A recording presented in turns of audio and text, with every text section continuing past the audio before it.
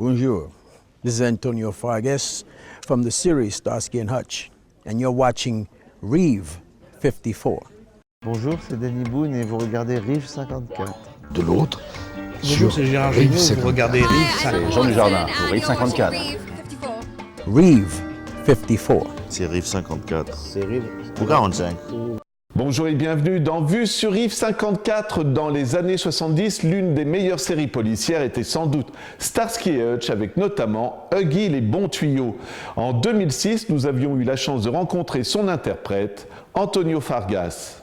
And I've just been fortunate to have been in a lot of movies that were at the beginning of a genres, and Shaft was the first time a black man was like a detective in a movie. Mm-hmm. And Richard Roundtree played Shaft, and I played a character, a street guy, and it was almost the beginning of the kind of characters that I would play in television, because certainly Huggy Bear was a street guy, and I was a character actor. And I just think this whole police genre started becoming popular, and certainly in television culminated with Starsky and Hutch being two odd couple of guys, a blonde guy, dark-haired guy, and taking law into their own hands, but also as cops. Would you say that Starsky and Hutch on television was the same? Maybe is it a big word, a revolution for the TV series? Because you had Kojak, Columbo, which were not the same policemen, I would say. Yeah, I think Starsky and Hutch was a first in a lot of ways, but I think the main thing was that it was two guys, two buddies, who cared about each other. So it was about relationships. It wasn't just about being policemen, and they were two cool guys. And the first time they also was that a car was involved. So you had a cool guy, two cool guys, a car, and a street guy named Huggy Bear, and the captain. First time there was a black captain who was in charge of two white policemen. So it was revolutionary in a lot of ways. How did you feel with your character too? Well, it was the first time where my character was like a guy who was like a police informer, a tipster. And the police, real police, really use a lot of people like that in the street guys who tell them what was going on. So in a way they were drawing from real experiences, as well as the fact that it was television, and it was they took a lot of license, but at the same time, because it was a story about people, you know, bad guys, good guys, and also guys caring about each other, and also under the law, with the police involved. We walked the line, the balance between reality and fantastic. Mm-hmm. And it was and we did a good job. Mm-hmm. So you said you were a character actor. How did you prepare for this role? Meeting people, or? I think being a character actor, I prepared by all the interesting people to me were the pimps and the street people and the gays, and all of those were interesting. The straight man, the leading man, wasn't something that I was interested in, and I liked strange people, and so I did my history by watching people all my life, and especially when I became an actor, I started watching the people who were interesting to me. Mm-hmm. Not the hero, but the anti-hero was always interesting to me.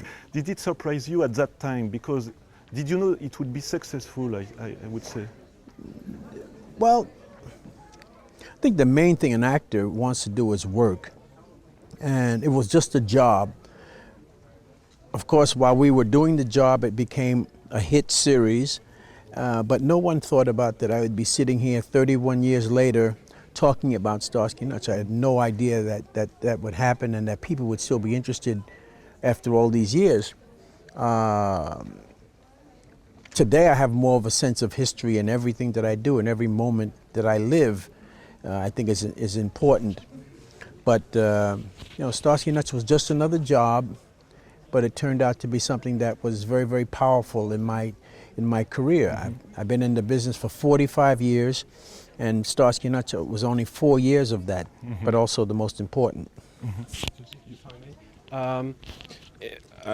As far as this character, Huggy Bear, and other characters from the 70s, African-American characters, do you feel now hip-hop culture and bling are very big things? Do you feel you are one of the forefathers of this type of aesthetics and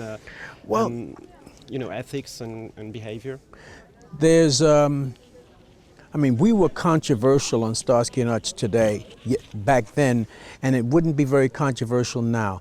I was also part of the blaxploitation period of film when we glamorized, or they glamorized, pimps and street people. And now today it's hip hop and gangster rap and their fascination with pimping, vis-a-vis the way Snoop Dogg portrayed Huggy Bear as more of the pimp and bling of today. So I think the gangster rap and the hip hop people are the cutting edge of being edgy today, and we were edgy before. And yes, I feel people laid it down for me. The actors who came before me made it better for me, and I think so. I'm I would call now one of the young pioneers in the business, because I made it easier for Denzel and all these people who came afterwards, and the Wesley Snipes and the Samuel Jacksons and all of that, because I was there before then. Does it mean that you had your say on the scripts? If you had something that you didn't like about your character, saying no? The thing is that nobody, these white directors and white producers and writers and some of the people who created some of these things, they had no expertise on these characters. I did the research through my culture and also through my art to be able to take the street character that I saw and put him into, and for me to become Huggy Bear or the guy in across 110th Street, and to make it real. So they couldn't tell me how to act black or to act cool or to act hip. I had to have some knowledge of it and also using my craft to make it happen. Bonjour, c'est Danny Boone et vous regardez Rive 54. De l'autre, Bonjour, c'est Gérard Rive Géniaud, vous 54. regardez Rive 54. C'est Jean Dujardin pour Rive 54. Reeve 54. C'est Rive 54. C'est Rive Ou 45.